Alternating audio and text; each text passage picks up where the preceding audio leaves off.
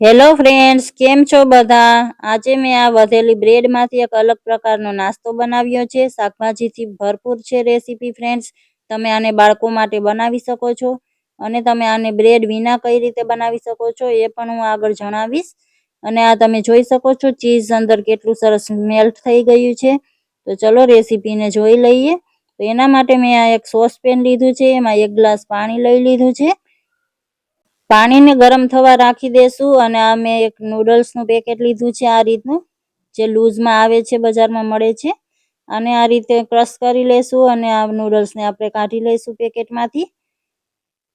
આ નૂડલ્સને મેં બોઇલ કર્યા છે ફ્રેન્ડ્સ. તમે તેને બોઇલ કર્યા વગર પણ બનાવી શકો છો કાચા નૂડલ્સ સાથે પણ, અને મેં કેમ બોઇલ કર્યા છે એ પણ હું તમને આગળ જણાવીશ. અને તમે કાચા નૂડલ્સ સાથે બનાવો છો તો એને થોડી અલગ રીતે બનાવવાના છે, એ પણ હું તમને આગળ જણાવીશ ફ્રેન્ડ્સ. હવે આ પાણી ગરમ થઈ ગયું છે તો એમાં આપણે બધા નૂડલ્સને એડ કરી દઈશું અને હાઈ ફ્લેમ પર આને આપણે ખાલી 1 થી 2 મિનિટ માટે જ બોઇલ કરવાના છે ફ્રેન્ડ્સ. તો આ રીતે મિક્સ કરી દીધા છે અને હવે આગળ તૈયારી જોઈ લઈએ. તો આ મેં 2 બટેકાને આ રીતે બાફીને છાલ ઉતારીને લઈ લીધા છે. ઠંડા થઈ ગયા છે બટેકા. હવે આ રીતે આપણે પોટેટો મેશરની હેલ્પથી મેશ કરી લેશું અને આ બટેકાને મિક્સિંગ બાઉલમાં એડ કરી દીધા છે. અને આ મેં 3 પીસ વધેલી બ્રેડ લીધી છે ફ્રેન્ડ્સ.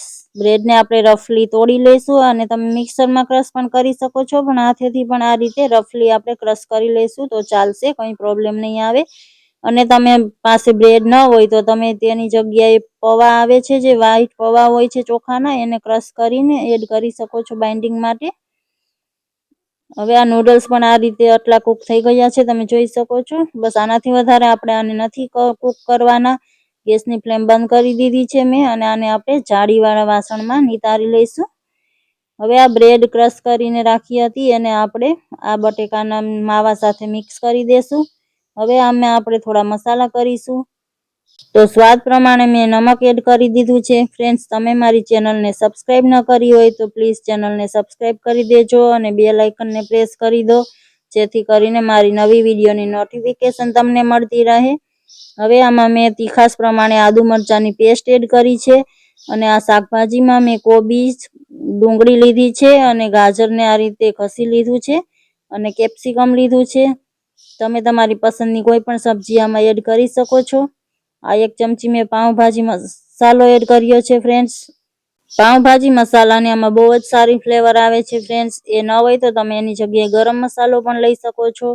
હવે આ દેશી ધાણા એકદમ બારીક કટ કરેલા એડ કરી દીધા છે અને આ બધું આપણે સારી રીતે મિક્સ કરી લેશું.